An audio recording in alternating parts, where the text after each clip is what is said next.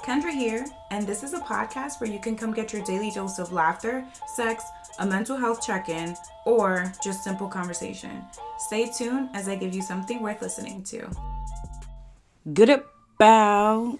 Hey friends. Welcome back to a brand new episode of Something Worth Listening to. Now I noticed my good at bow was very much cringeworthy because I don't know how to roll my tongue.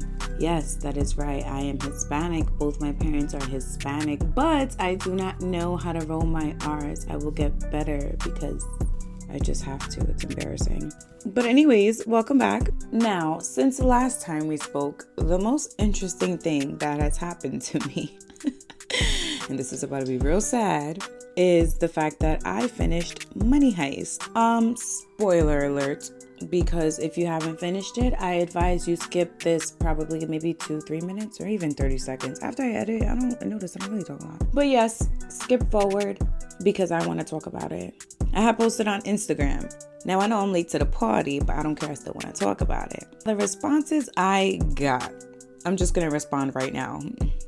Berlin's son was definitely pussy whipped. No funny shit. Because how the fuck you gonna get this bitch to fucking get you to rob family? I think it was more her idea. I don't think they specified that in the show, but it was more her idea than his because she knew the plan. After Sergio, aka the professor, opened up to you about how he saw them kill his father after his father robbed the fucking bank, them meaning the police. So did that not affect you in the same way that it affected me? Because I was dead crying. Like, it was very emotional. That's why he felt like he had to fulfill the duty of robbing the Bank of Spain, you know? Because his father wanted to rob the Bank of Spain, right? I think I'm getting that right. Him and Berlin, or maybe it was Berlin. Either way, they was both dead, and he did that shit as a tribute. I got another response that said, I knew they was going to get through that plan. I faked it too because he's the professor. Like, that man is quick on his feet. And yes, he spent time planning every outcome, every possibility. But that man is fake quick on his motherfucking feet. If I was lesbian, I'll suck your dick just for being that smart. Are you dumb? Okay. Nah, because Alicia Dead turned out to be one of my favorite characters. I don't know what it is. I think it's his genius, the professor we're talking about here. Literally, he gets the cops to turn onto his side. Like, they realize they have no way out, or they realize that they're in love with him, or they realize that they have some love for him. They have to respect it. I don't care whose side you was on, the cop side or the professor's team. You have to admit that man is a fucking genius. I'm not gonna hold you though. I fake gave up hope a little bit too. It was one point in the show, he said, oh, we're gonna get the gold and we're gonna get you guys out of there. And Tokyo said that was the first time the professor spoke and nobody believed him. But because I know that man, look at me like I know him personally, but I don't care. I knew he was gonna get them out of there. There was no way he couldn't get them out of there. Somebody else said, Denver really almost gave it up. Like, wow, no funny shit. Crazy part is I did not expect Denver. That's probably why they made it Denver. Denver, yes, he has a temper and he be mad, but that motherfucker is loyal. I mean, he kissed Melina, so nah, he not loyal. But like to usually the plan and to the professor, he's usually loyal. They're all usually pretty loyal. They all do not doubt it. But that plan went way off of the path that it was supposed to be on. Shit was crazy. One more, and this was real sad. R.I.P. Tokyo. I love Tokyo. She went out like a bad bitch. Nothing less than a bad bitch. Are you dumb? She deadass was shot the fuck up and still managed to blow that bitch up and take out like 5-6 of those soldiers. I wasn't expecting anything less. I mean, she was the cause of a lot of problems. Like, she just had to call Rio. That's how they got their location. You know what I mean? She just had to go back into the bank. Well, the first time. She was the cause of a lot of issues. I'll give her that. And her temper was not the best. And she looks good as fuck. That's just really what it is. That bitch is bad. And I definitely mourned her death. More than Rio. And more than the professor. Anyways, I just wanted to touch on La Casa de Papel real quick because that is one of the best shows on Netflix. Money Heist, right after Wentworth. If y'all never saw Wentworth, y'all need to hop the fuck on. If you want drama, if you want prison, women beating up women, people killing people, if you want that type of drug shit, like Yeah. Go to Wentworth. Very entertaining. Anyways, on to the actual topic today. I don't remember how this topic came about, but I know that I wanted to talk about it because I've struggled with this in the past. Not gonna hold you. We are talking about being yourself. I am currently on the journey of self-love and self-confidence. Now, here's the thing, because confidence is a tricky word. When I hear confidence, and I know when most people hear confidence, they automatically think of appearances and you being okay or you being happy with how you look or how you present yourself. But listen to this, hoes. According to dictionary.com, confidence is the belief in one's self. So, for me, to help those who are struggling, in order for you to believe in you, you have to be you. The good, the bad, and the ugly, because we be ugly sometimes. So being yourself, right? What does that mean? I am no expert here, but in my opinion, being yourself includes not caring what other people think, which is way easier said than done. I am aware, okay? But it also means standing your ground in your principles, your morals, your boundaries, and your beliefs. Along with being yourself, I think it has a lot to do with knowing who you are and completely accepting that person. I feel like a lot of people, they know who they are, but they fake don't want to accept it. Like, for example, homewrecking is very much frowned upon, right? Right. If you know you're the type to be a homewrecking ass bitch, don't pretend not to be a home-wrecking ass bitch. Embrace it, because then it'll be much more respected. This is not any way, shape, or form of me condoning home-wrecking. What I'm saying is the supervillain who knows he's a supervillain is much more respected because he's not pretending to be something that he isn't. Are you picking up what I'm putting down? I hope you're picking up what I'm putting down. The girls that get it, and the girls that don't. Now, I know I seem pretty much put together with who I am and my boundaries and the fact that I won't let anyone cross them.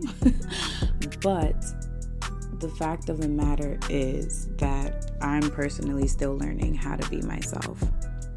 Some people know who they are from jump and others don't. I happen to be one of those who didn't know who I was. I would overthink if this person that I was okay or okay enough to be accepted by other people.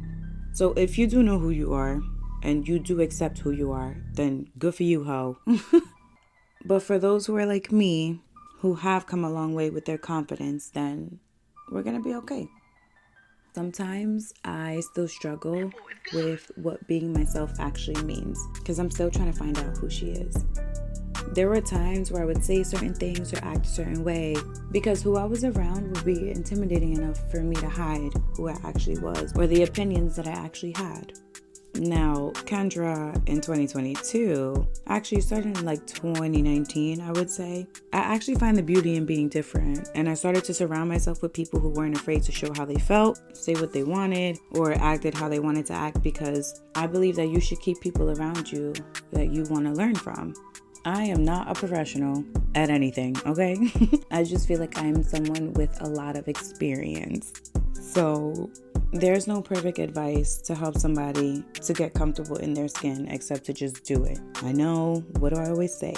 Easier said than done. To be honest though, I wouldn't put all my focus into who feels like what. Those who love you are gonna love you, and those who aren't. Some people have this expectation of who they think you should be in their head, and that's not your fucking fault. You are who you are, so they could either take it or leave it. You're not responsible for the version that they've created. I mean, even I've experienced it myself. It was one point where if somebody said that they expected me to do something else, I would try to fix that or try to get them to see me in the same light that they once did. But at the same time too, bitch, I'm fucking human, and it's not fair for you to hold me on this pedestal that I did not necessarily work for. I think that sounds kind of weird or kind of like crazy, but I'm trying to make it sound in a way where I'm not shitting on myself. Because no, I'm not shitting on myself. A bitch is only human. I guess I should have just left it how I said it. People build this person and this character of you in their head until they actually get to know you and it's not what they expected. That is not your fault because you are who you are. You are flawed. Now, I would tell them exactly what I'm telling you. Well, that's not my fault that you have this expectation of me that I have never proven to be. Moving on to relationships. And relationships with anyone. If you form a relationship with others pretending to be somebody that you aren't, then just throw the whole fucking relationship away. They don't know you. If you are who you are and embrace every part, then the real ones would do nothing less. Along with being yourself comes knowing yourself. When you know who you are and you choose to wake up every day and be that person, you're good because you know how you love. You know how you work. You know the mindset that you carry. You know you at your best and you know you at your worst. Some people don't figure it out until 30, 40, 45, until they have that midlife crisis. I don't want to get that far before I figure out who I am. So I'm doing the work to try and figure it out now. If you're listening to this episode and you are actively trying to work on being a better you, I 110% with no doubt in my mind feel that you will be okay. I'm so sorry to sound corny. I am so sorry. I apologize. Please don't turn this off and please come back to another episode. But if it's not okay, then you're not yet at the end. That was a quick little powwow pep talk. It is now time for my favorite segment, something worth taking home. One thing that I used to struggle with, I'm better now, is keeping my foundation solid. So when someone showed me that they didn't want me in any kind of relationship, like friendship, romantically, or coworker wise, I would look at myself and think, what don't I have? Or what is it that I didn't make them feel? Slowly but surely, I've realized and I'm realizing that it's them who isn't worthy of having me in their life. There was a post I've posted a couple weeks ago. Well, by the time this episode drops, it'll probably be maybe a month since I posted that post of Selena Gomez, and she was talking about, matter of fact, I'm gonna play it right now. If I were to do this, or if I were to give you, are you strong enough? Are you capable of being someone that's gonna be in my life? That's how I approach things now. And I'm not being conceited. I'm saying it's actually an honor to be with me, because I think I'm a great person and I love people deeply, and I won't tolerate ever being treated the way that I had been. Personally, I don't think she's being conceited at all when she says those kind of things, because if you are a good person and you make the people around you feel special and you make them feel wanted and you make them feel appreciated and you make them feel loved, then you have every right to speak how you speak, and you have every right to make sure that the people around you are worthy of being around you. As hard as people sell themselves to be hired, people should try and sell themselves just as much to stay in your life. People shouldn't just get something from you because they feel that they can. Going back to the topic, if you could keep that foundation of who you are and that foundation that you are building solid, then it won't be you who's missing out on anything. People could walk in and out of your life, and it'll be them who's taking the L, because you are solid in who you are. You are solid in what you have to offer. And you are solid in how you can make someone you fuck with feel. So that was my something worth taking home. That was my episode on being yourself. Don't forget to follow my Instagram, SWLT by Ken.